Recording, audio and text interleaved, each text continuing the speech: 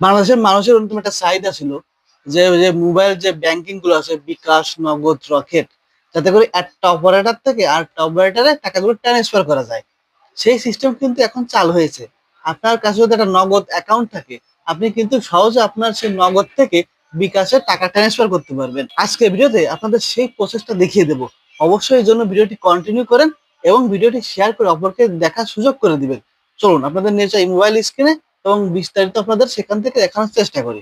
সর্বপ্রথম আপনি আপনার নগদ ওয়ালেটে ঢুকবেন, তারপর ট্রান্সফার মানি এই অপশনটিতে যাবেন, তারপরে যাবেন মোবাইল ওয়ালেট। এখানে আপনার ব্যাংক অ্যাকাউন্ট দেখছেন ওটা যাবেন না, মোবাইল ওয়ালেটে যাবেন। সেখানে আপনি যে নাম্বার থেকে এখানে টাকা পাঠাতে যাচ্ছেন বিকাশ, সেই নাম্বারটি সিলেক্ট করবেন। সিলেক্ট করার পর ওয়ালেট সিলেক্ট ট্যাপ করুন।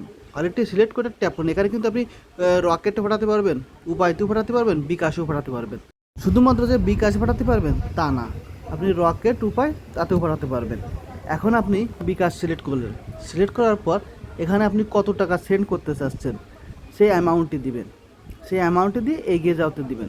এখানে কিন্তু একটা বিষয় আছে যে এখানে কিন্তু চার্জ কাটবে। আপনি যখন নগদ থেকে বিকাশে টাকাটা সেন্ড করবেন, 1000 প্রতি কিন্তু একটা মিনিমাম চার্জ কিন্তু আপনার ব্যালেন্স থেকে কেটে নেবে। তারপর কিন্তু রেফারেন্স দিবেন এবং আপনার যে পিন আছে সেই পিনটি দিয়ে দিবেন। দেখবেন আপনার বিকাশ ওয়ালেটে টাকাটা কিন্তু সেন্ড হয়ে গেছে। দর্শক, আপনাদের কাছে যদি ভিডিওটি ভালো দেখে থাকে অবশ্যই ভিডিওটি শেয়ার করে দিবেন, যাতে অন্য যারা এই বিষয়টা জানে না তারা যেন বিষয়টি জানতে পারে।